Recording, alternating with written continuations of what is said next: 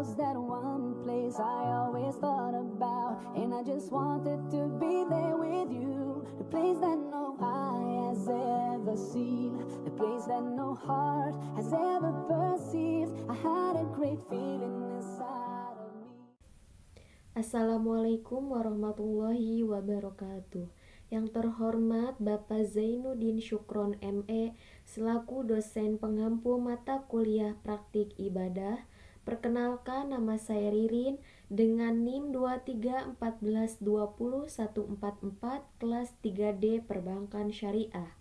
Video ini untuk memenuhi tugas ceramah yang berjudul Membangun Generasi Berakhlak di Tengah Arus Globalisasi. Puji syukur mari kita panjatkan kehadirat Allah Subhanahu wa Ta'ala yang telah memberikan kita nikmat iman, Islam serta kesehatan. Sholawat dan salam semoga senantiasa tercurahkan kepada Nabi besar kita, yakni Nabi Muhammad SAW, beserta keluarganya, sahabat-sahabatnya, dan seluruh umatnya hingga akhir zaman. Hadirin yang dirahmati Allah, hari ini kita akan membahas topik yang sangat penting dan relevan dalam kehidupan kita saat ini, yaitu membangun generasi berakhlak di tengah arus globalisasi. Seperti yang telah kita ketahui, globalisasi telah membawa banyak perubahan besar dalam berbagai aspek kehidupan kita, termasuk teknologi, budaya, ekonomi, dan gaya hidup.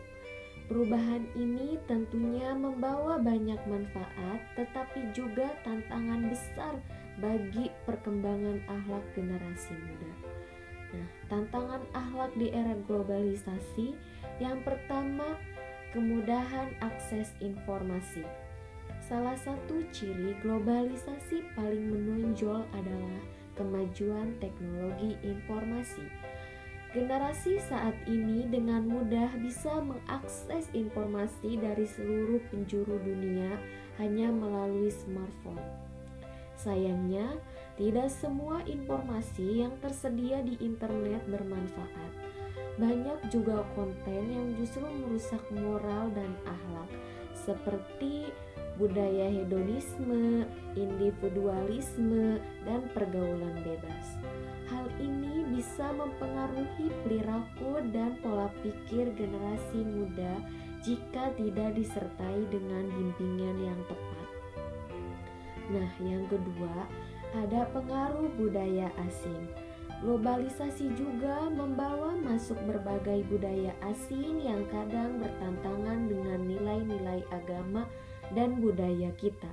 Misalnya kebiasaan hidup materialistis, gaya hidup yang jauh dari etika, dan norma-norma pergaulan yang bebas tanpa filter yang baik. Generasi muda bisa terjerumus ke dalam gaya hidup yang jauh dari nilai-nilai agama. Yang ketiga, ada hilangnya identitas dan jati diri. Generasi kini mudah menghadapi krisis identitas. Dengan mudahnya mereka terpengaruh oleh global, mereka seringkali lupa dengan akar budaya dan agama mereka sendiri. Akibatnya, banyak dari mereka kehilangan jati diri sebagai seorang muslim yang berakhlak mulia dan sebagai bangsa yang menjunjung tinggi nilai-nilai kebersamaan, kesopanan, dan etika. Selanjutnya ada pentingnya akhlak di tengah globalisasi. Islam sangat menekankan pentingnya akhlak mulia. Rasulullah SAW sendiri diutus oleh Allah Subhanahu wa Ta'ala dengan misi utama untuk menyempurnakan akhlak manusia, sebagaimana sabda beliau, "Sesungguhnya aku diutus untuk menyempurnakan akhlak yang mulia." Hadis riwayat Ahmad. Akhlak adalah fondasi dalam membangun peradaban. Globalisasi yang menawarkan kemajuan di berbagai bidang akan kehilangan maknanya jika tidak diimbangi dengan akhlak yang baik. Kemajuan teknologi, ekonomi, atau sosial tanpa dibarengi akhlak yang mulia hanya akan menghasilkan generasi yang rusak, egois, dan tidak peduli terhadap sesama. Cara membangun generasi yang berakhlak. 1.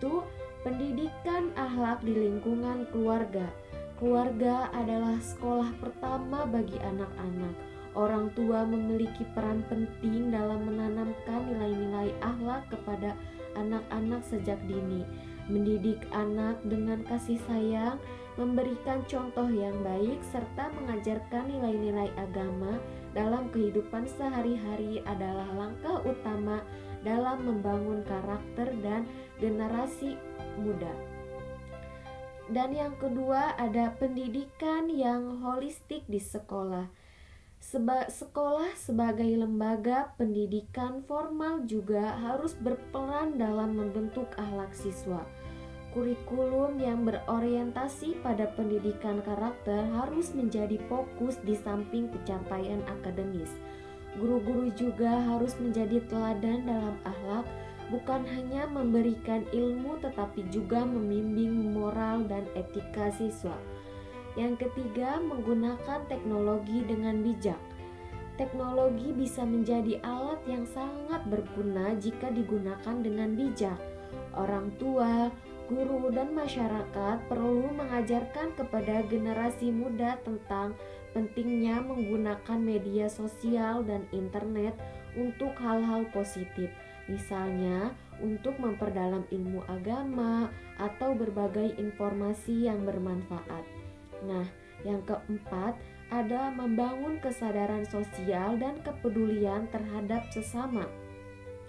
Generasi berakhlak adalah generasi yang peduli terhadap lingkungan sosialnya.